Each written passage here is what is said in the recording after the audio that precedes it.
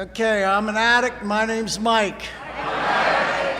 And this is super cool and kind of beyond my wildest dreams that this is happening tonight. I get to introduce my sister, my real live sister. You know, I have a lot of sisters in recovery that I love dearly, but this is my sister.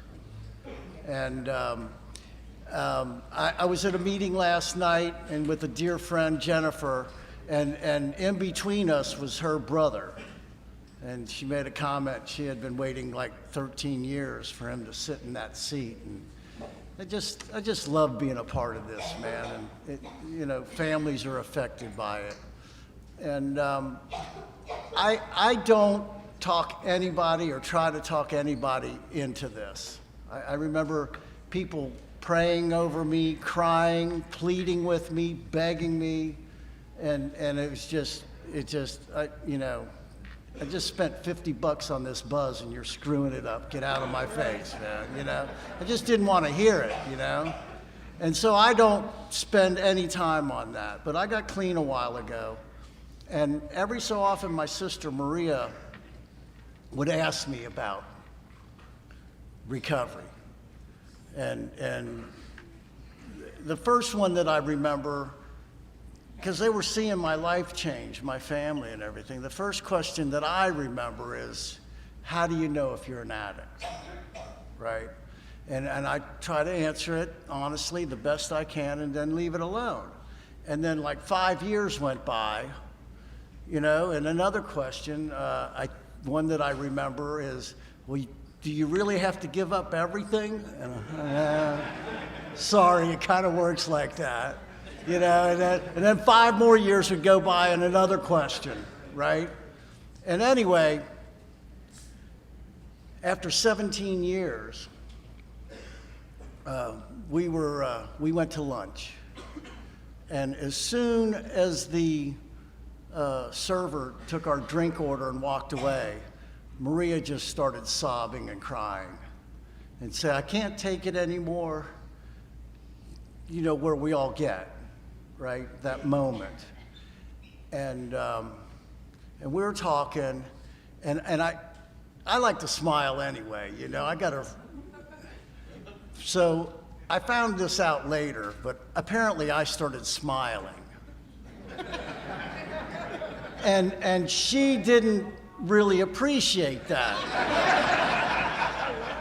Because she talked to another sister and said that it's the worst day of her life and she's pouring her heart out, and I'm sitting there smiling. But son of a bitch, yeah. And so, but I'm sitting there, she's thinking it's the worst day of her life, and I'm thinking this is the best day of your life. I've been waiting a long time. And we agreed to go to West Side Story that night, and we did that. And a year and a half ago, Maria was visiting us in Florida and went to a meeting a year and a half ago, and I got to present my sister with an 11-year medallion. And that was a year and a half ago, man. And she is the epitome of the No Matter What Club. She's been through a lot in recovery. I'm very, very proud of her. I love you dearly, my sister Maria.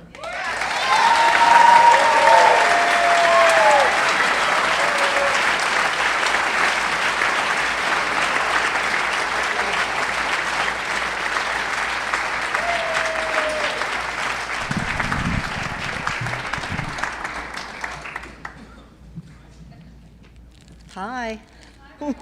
I brought my tissues. Thank you. I'm an addict and my name is Maria. It's exciting and frightening to see all these beautiful faces here. I want to thank very heartfelt thanks to the committee and especially to the entire Mountaineer region, doing just amazing work here on these sacred grounds. I don't use the word sacred or magical very often, but I use them when I talk about this place and this weekend, because things happen here that are unexplainable, but are so remarkable and so beautiful. So I'm very grateful. Breathe. So I understand today that I am simply the messenger. I am the instrument. My higher power works through me, sharing the message of recovery. And what helps me get centered is I ask when I share for people to join me in the Serenity Prayer. And if you're so inclined, if you would, please join me in the prayer. God, grant us the serenity to accept the things we cannot change, the courage to change the things we can, and the wisdom to know the difference. Just for today, baby. Okay, cool, because, it helps take the me out of it, because it's definitely the we. So just a little bit about my upbringing. A lot of you know from my brother's experience about my family life. And so my perspective is that I truly came from a loving and caring home. And my parents' primary purpose was to love and care for their children. And all their decisions were centered around that. One of six, 3 girls, 3 boys. I'm the middle girl and the third oldest. And so I believe that I was born with the disease of addiction. Hi, Tiffany. And I believe that somewhere around the 3rd grade, when we become self-aware, that's when I became self-aware. And up until that time, I have just joy and happiness. And at that point, I was really uncomfortable with myself, and I really didn't like who I was or why I was. Never really truly knew why. And then at that point, never felt like I belonged anywhere, not even in my own family. And I became painfully shy, I call it, because I didn't want to talk to anybody because, I didn't know what you wanted me to say or do in order for you to accept me, because I had no self-acceptance. So I would wait on your cue. And so that's how it was pretty much. So anyway, I actually ran away from home when I was a little girl on Thanksgiving morning, and I really don't know why. Maybe it didn't get my way, but all I remember is thinking that I didn't belong and I wasn't loved. And so there's been a series of things in my early childhood where I would physically remove myself. I would physically run away. I couldn't deal with whatever was going on. I didn't have the capability. And so I would take off. So I believe that was the first manifestation of the disease of addiction. The feeling of not belonging, not being good enough, not being whatever enough. And then I also believe that the first thing I ever used was sugar, because I found that when I ate sugar, I felt better. And I stole sugar. When I was a little girl, I went to my best friend's house 2 doors down. None of the home that we lived in the neighborhood that we lived in, nobody ever locked their doors. So they left. I went through the garage and I stole their cookies, my best friend's cookies, because I wanted and needed sugar. And again, I believe that was the first thing I ever used. And I still use sugar today. I'm aware of it. Just recently, I went through some really challenging situations about 3 weeks ago, and I used chocolate. Yeah, like 5 pounds of I gained 5 pounds in like 5 days. I mean, and that was the kindest, least destructive thing I could do because I was in so much pain. There was 2 traumatic events that took place about 2 years ago, and I was dealing with the tail end of the loss, the mourning, and that was anger. Anyway, so as you can tell, I never know what I'm going to share. I trust that my higher power will speak through me, and whatever I'm supposed to share, I share. So feeling of not belonging, not being good enough. And then the first thing I used was, the liquid dope, which a lot of us do. My using took place over many, many, many, many, many years. I was really good about reeling it in, so to speak, just enough to be able to function.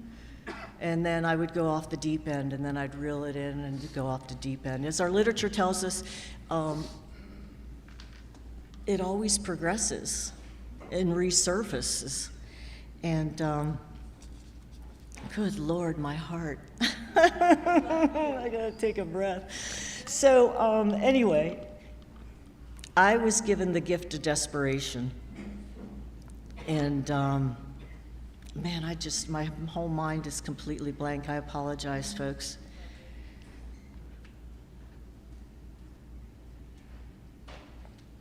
So our message is that any addict, can stop the use of drugs, lose the desire, and find a new way of life. Our promise is freedom, and our message is hope. And I just came from a workshop where hope was the subject, and it reminded me yet again the miraculous and wonderful gift hope is. When I came into the rooms of Narcotics Anonymous, I was hopeless. I absolutely positively despised myself, and I was hopeless. Every time I didn't want to use anymore, and I couldn't stop. And every time I used, I wanted to blow my brains out. And then when I wasn't using, I wanted to blow my brains out because I wasn't using. The insanity of the disease of addiction.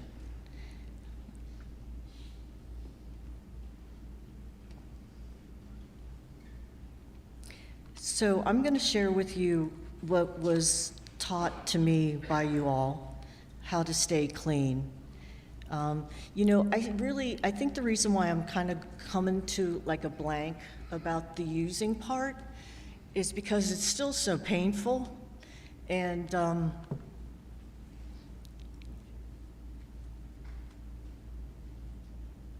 we're about recovery. And I honestly can tell you that when talking in great detail about using a drug, any drug, it doesn't matter if I had used it yet, because over those decades and decades and decades, the eclecticness of the sphere of drugs that I used is really phenomenal and miraculous that I'm alive, like all of us. But it still makes my skin crawl. It still makes my skin crawl, and I'm really grateful for that, because that helps keep me clean.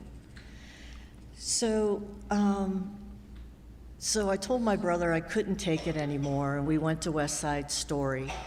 And we're walking up the steps to go into West Side Story, and he's literally and figuratively holding my hand, right? And I say to him right before we walk over the threshold, I turned to him and said, I don't have to say anything to these people, do I? And he said, no, Maria, you don't have to say a word. I said, okay. So I go in, I sit down, I hear the first reading. Oh, damn, okay. I hear the next reading and the next reading and the next reading. And I wasn't gonna say a word, but the identification that I felt through those words was so impactful and so remarkable that when they came around to clean time and they asked if it was anyone's very first NA meeting, I shot up like a rocket. And I said, I'm Maria, and I'm an addict. And with that, these tears, they were cleansing tears. They were tears of relief. They were tears of hope. There was tears of joy, which sounds really twisted, but only addicts can truly understand the gift of desperation. You know, what's up with that? The gift of desperation. It really, truly is a gift. So that's how my journey began. And I didn't think I had to learn anything when I came into the rooms. I didn't think I had to grow. You know, some folks have a problem with the God word. Well, I had a serious issue with people saying that I needed to grow and learn. It was like, you know, in my head, I'm thinking, F you, I don't need to do that. Just tell me how to stop using. I like coming to the meetings because I feel like I belong here for the first time in my life. I feel like I belong somewhere. I feel safe here. So just tell me how to stop, and it'll be cool, right? I'll be cool. And so, of course, that didn't happen. So I kept going to meetings, and I loved it, right? I put myself into a situation because the person I was married to at the time, he used as well. I mean, that's part of the reason why we married. It's true, yeah. And so we went to a restaurant that a friend owned, and okay, I'm okay there. We're only gonna be there for dinner, and they can drink, but I'll be okay. Well, after dinner, we walked across the parking lot to the other business that this guy owned. And as I'm walking, it's the only time in my life that I've ever had an out-of-body experience, the only time in my life. And I'm watching myself in slow motion, wondering, Maria, what are you doing? And it wasn't the Baywatch beautiful slow motion. It was the zombie apocalyptic, what the fuck are you doing, That's what it was. There was nothing graceful and beautiful about it, right? And so, but I went because I thought, it's okay. I don't want to use. I'm not going to use. I don't want to use. I don't want to use. I'm not going to use. Okay, so we go. And we're going to a play after that, right? So we go, and the first time I was offered, and this was the drug of my choice, which, by the way, that phrase slays me, and because it's like, oh yeah, it's the drug I chose to completely and totally destroy my life, my heart, my soul, my spirit, right? So it was the drug of my choice, and first time I was offered, no thanks. Second time I'm offered, no thanks. I'm fine, no thanks. Well, the third time, it was like, yes. And it was like, I only had 2 weeks clean. 2 weeks clean. And even with those 2 weeks clean, when I used that night, it was with a force and this vengeance, it was just undescribable. It was just like I was like a mad woman. I mean, it was frightening. And I had never been frightened using dope before, but it was frightening. And so, anyway, that was my experience. And it was a beautiful experience because, I have 2 white key tags. And the reason why I say it was a beautiful experience is because it taught me a really great lesson, and that is willpower has absolutely nothing to do with the disease of addiction. If it's me against the dope is going to win, hands down, flat out, end of story. That's just how it is. And I was raised in a very independent home that, you provide for yourself, something happens, rub dirt on it, keep moving,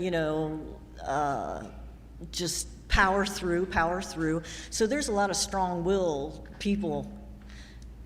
I come by it genetically and environmentally, right?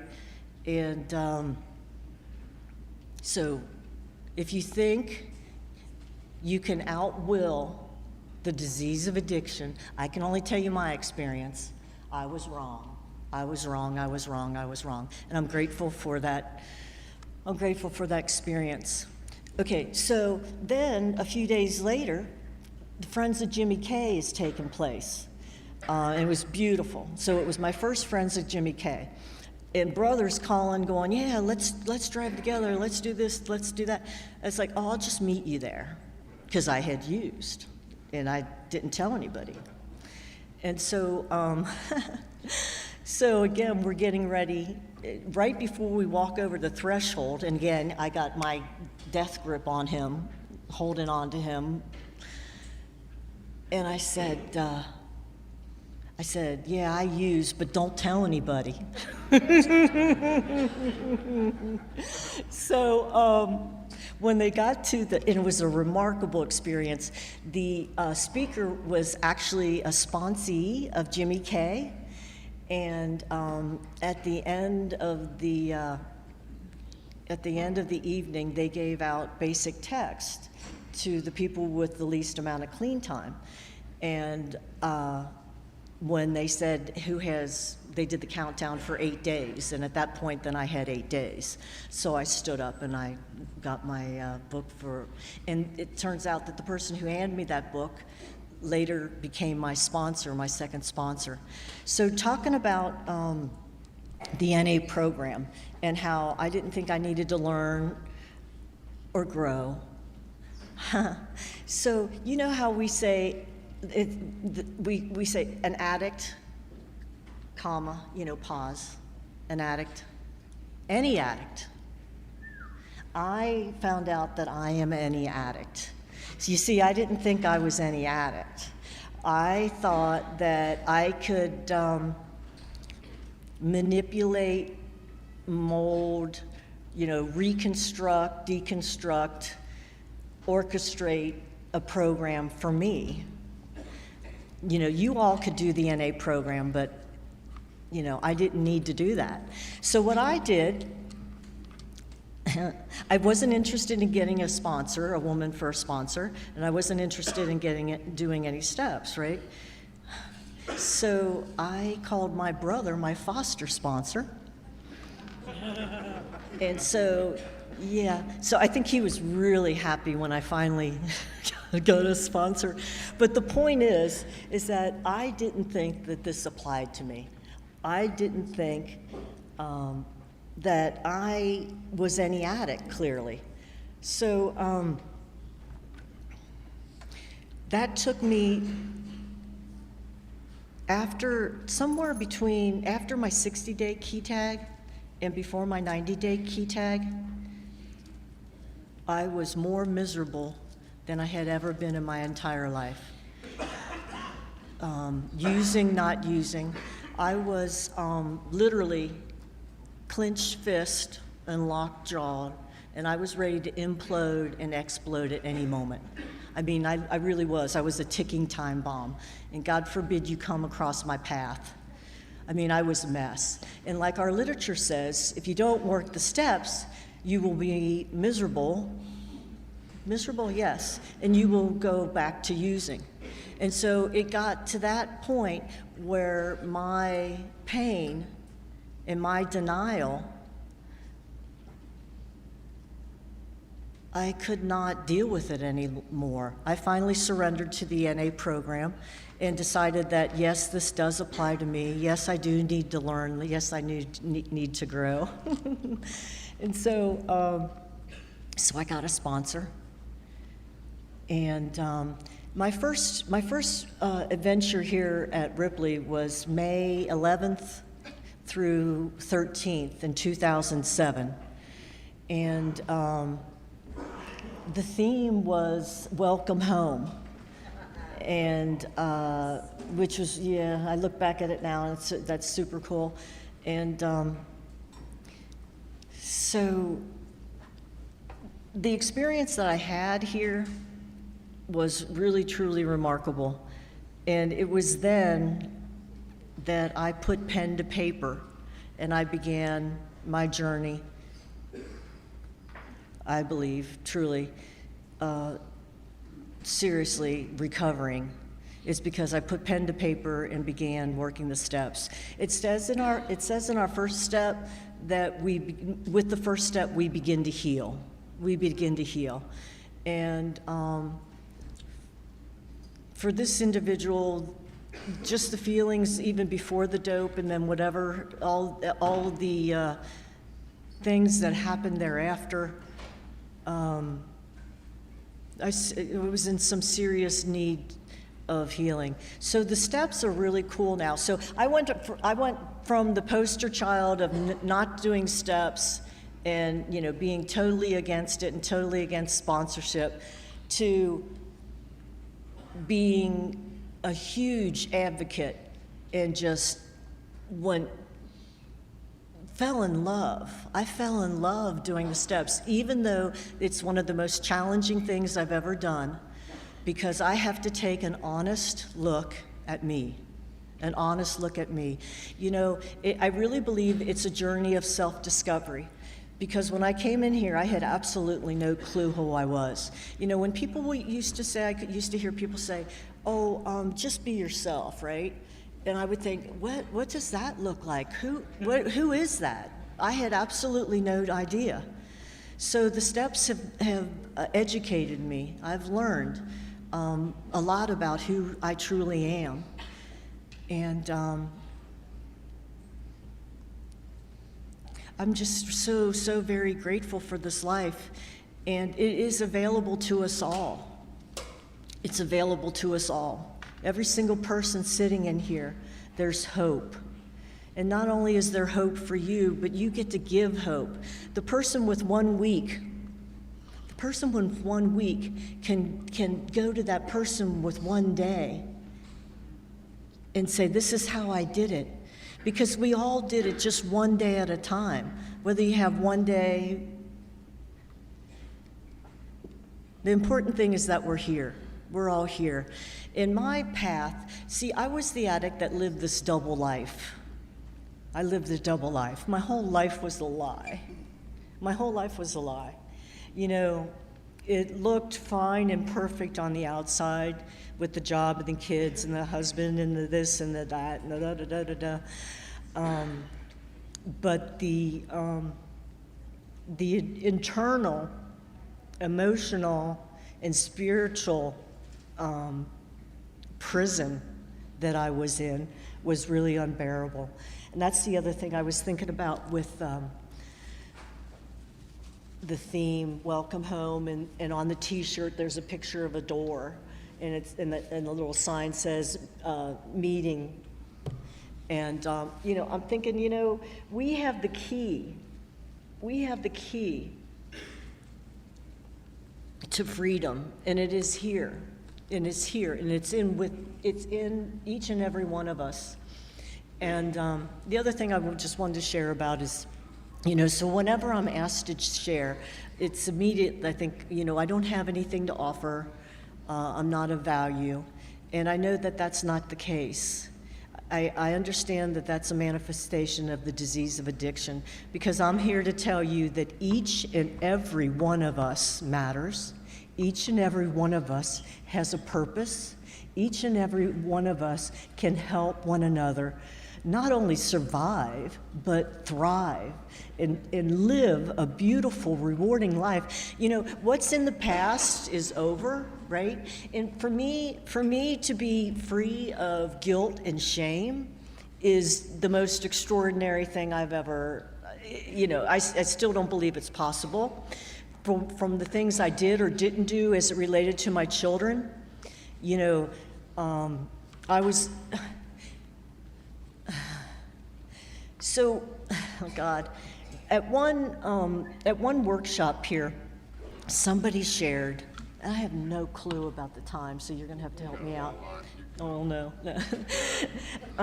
Someone shared at a workshop here about the freedom of being released from something that they did in active addiction, and just sharing it helps take away the pain and helps take away the shame. And I was able to share that, other than whatever I did or didn't do as it relates to my children, I was absolutely positively crazy about my father. You know,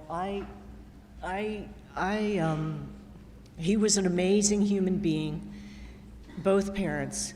But my father had this unbelievable way of loving and caring and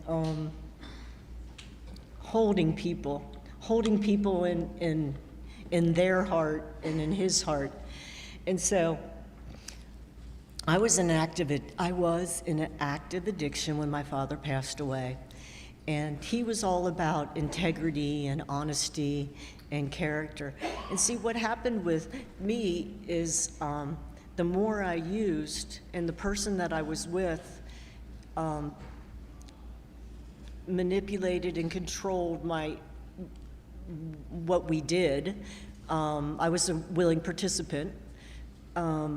So I didn't see my family nearly as much. So anyway, long story short, here's the denial that I would tell myself over and over again about dope.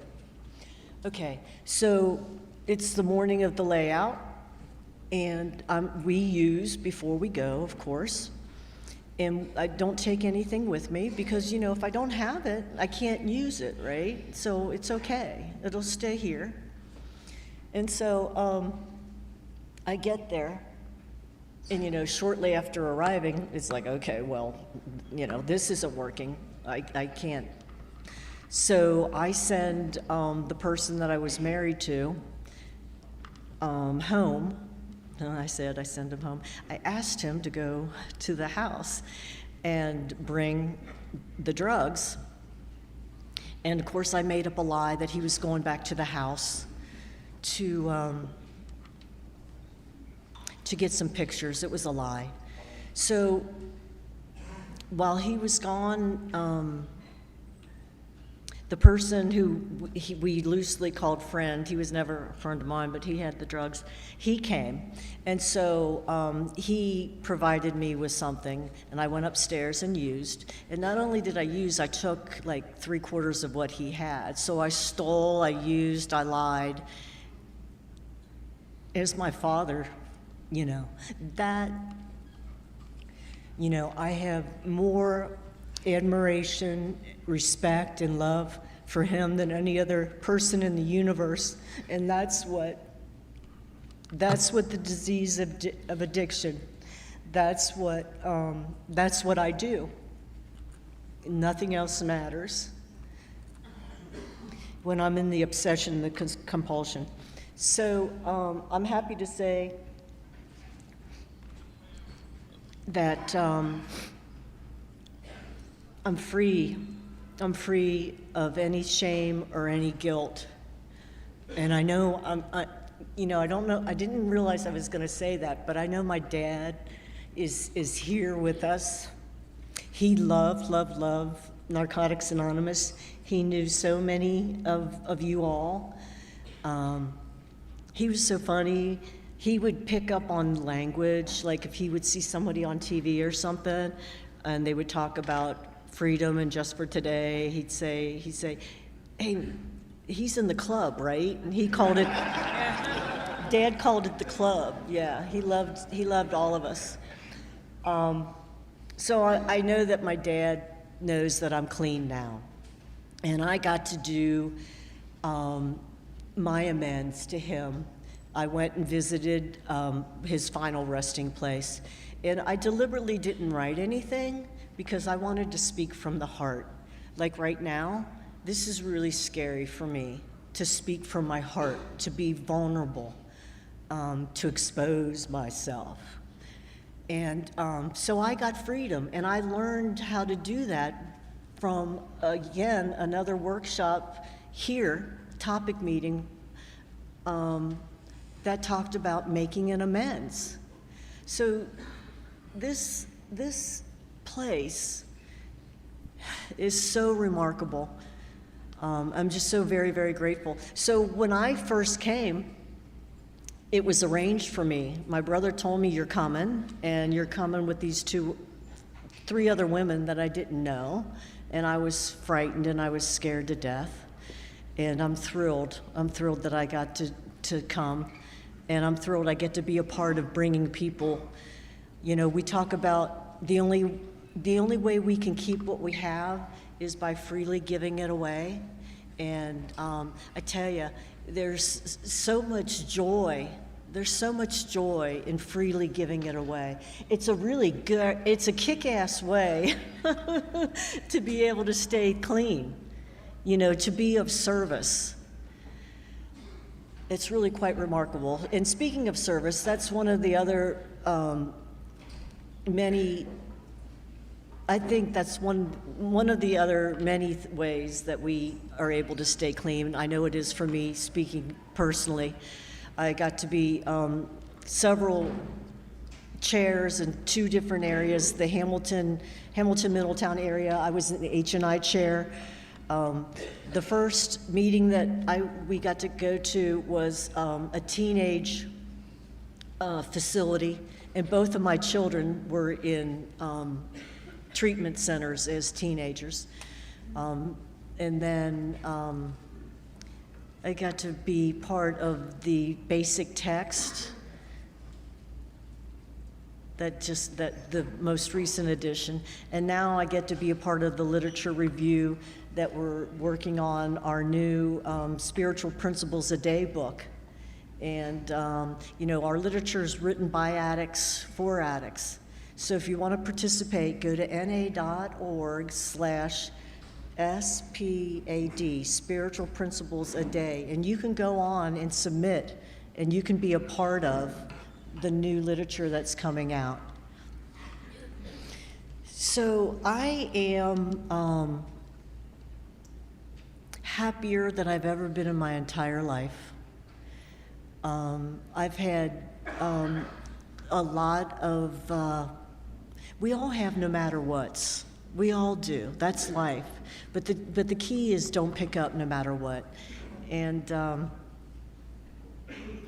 the acronym for NA is never again, never alone. Never again do I have to use, just for today, just for this moment. And never again do I have to go through anything alone. It's a worldwide fellowship, completely, totally dedicated to help us stay clean. You know, and the feelings of not belonging, that's just part of the disease of addiction for me, and it's still there today. And I'll give you an example of that. I had the privilege of going to NA World in Philadelphia. And I'm looking at a couple people that were there. And I can remember, and I believe there was like 22,000 addicts all over the world. I frightened a poor girl from Russia. I charged her, gave her a hug. But so here I am, international, all of these addicts. And I shared on a Sunday morning that I felt alone, that I didn't belong. And so it happens, but that's okay. That's okay. There's so much freedom in being honest.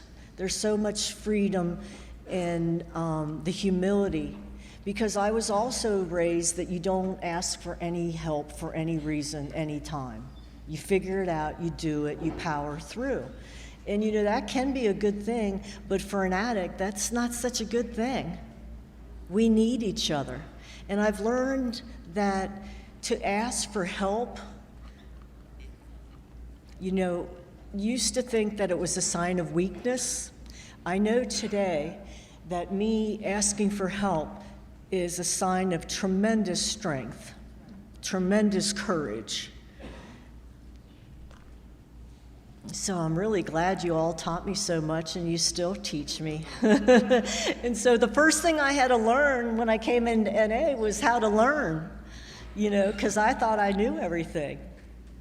And once again, I was completely and totally wrong. And I love these experiences. You know, these awarenesses that we get usually are really great, and sometimes they're like, oh, motherfucker. Now I have this awareness, so now I have a choice whether or not to do whatever. And it gets to a point where following and doing my higher power's will, doing the next right thing, practicing spiritual principles in my life. When I don't do that, I'm really unhappy. I'm really unhappy.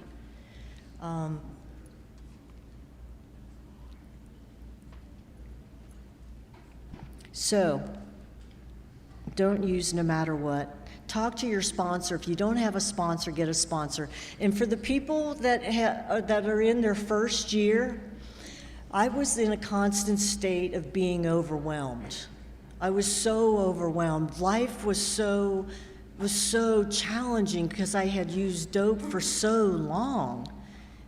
It was just so painful. But I didn't have to do it alone. All I had to do was what was in front of me to the best of my ability. You know, and talk about a God of my understanding. I love that it's a spiritual program. You know, I was raised with a religion, and I was raised with a God, and I still practice that religion, but I do what you all have taught me when we talk about going to meetings. I take what I need and I leave the rest. And so that works for me. But the difference between religion and spirituality was a beautiful revelation.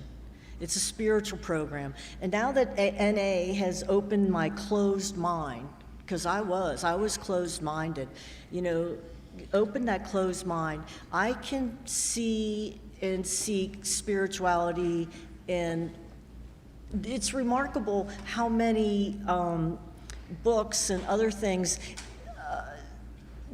philosophies, whatever, it's like, it's all the spiritual principles of NA, most of it, you know. It's remarkable how similar it is. And I have to tell you, the other thing about the first meeting that I went to, after I said to Brother, I don't have to say anything, do I?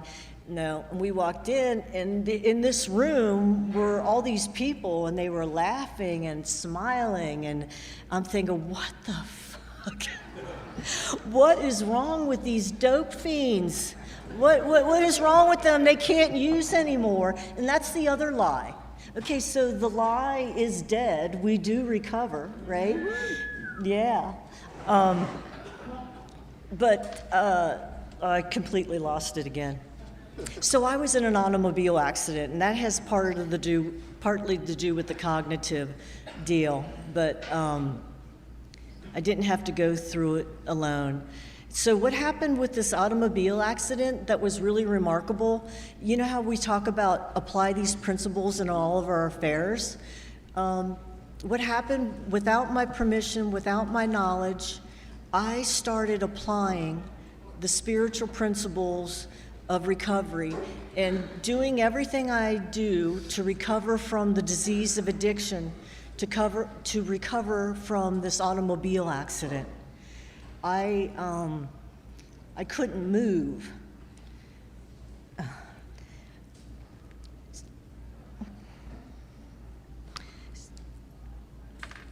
So it was a beautiful thing, though, because even in my physical pain and my emotional pain, because I saw it at the last minute, so I had PTSD, I was still grateful. I was still grateful. I could still, and because I had worked steps, and you all taught me about the moment, what this moment is, because before NA, I had no idea that this moment existed. You know, that the IP, the triangle of self-obsession, I was always fretting about the past or fearful about the future.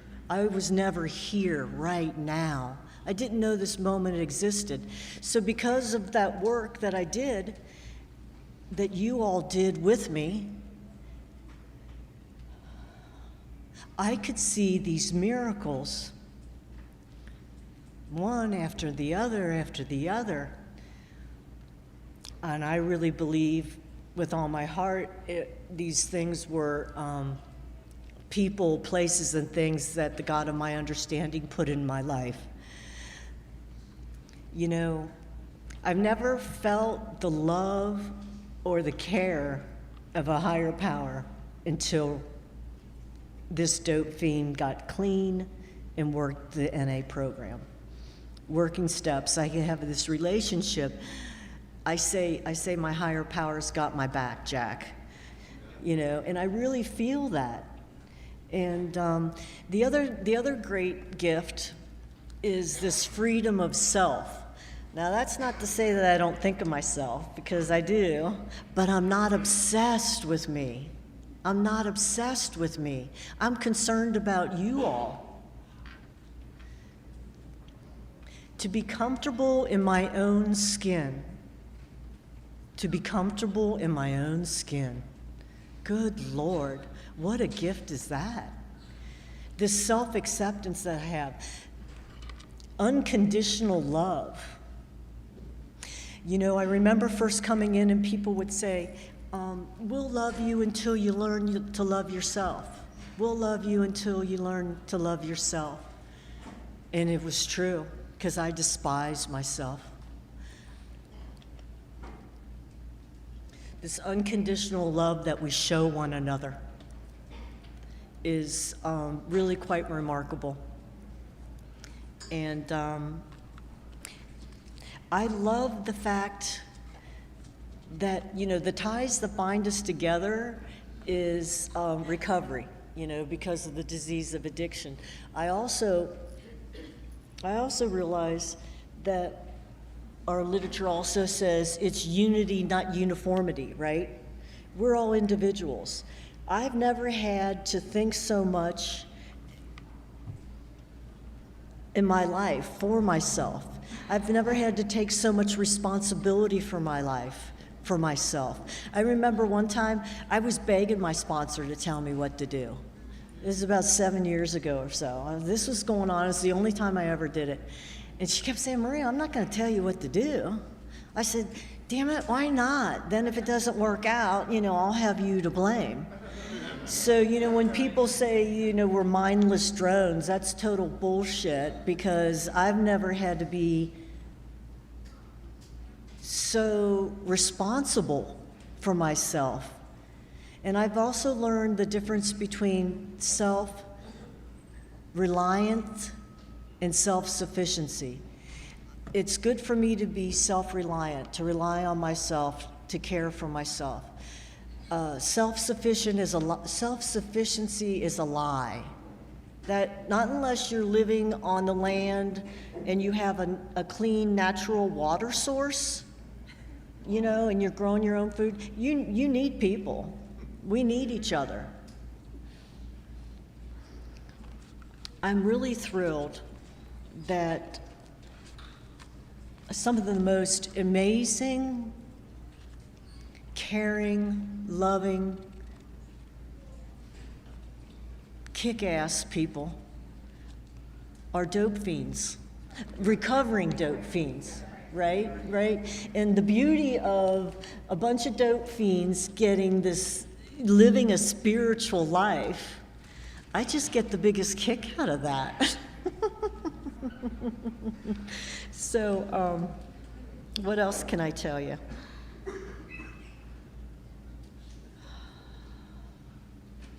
So lost dreams awaken and new possibilities arrive.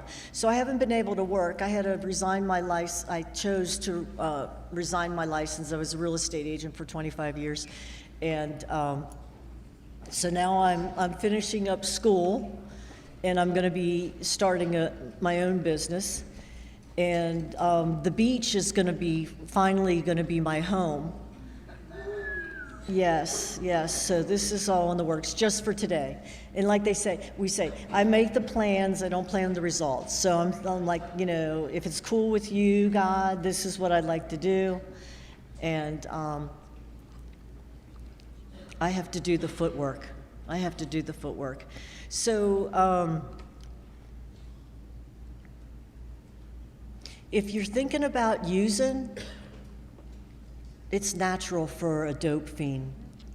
It's natural for someone who suffers from the disease of addiction. It doesn't mean there's anything wrong with you. You're simply an addict. So what we do is we call someone who's recovering, and we tell them, hey, this is what I'm thinking. And with that share, it takes the power, for me, it takes the power away so that you don't have that thought going around this endless loop in your head with the obsession and compulsion. So we're here for one another.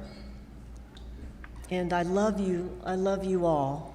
And I am going to close with that. Thank you for the honor and the privilege.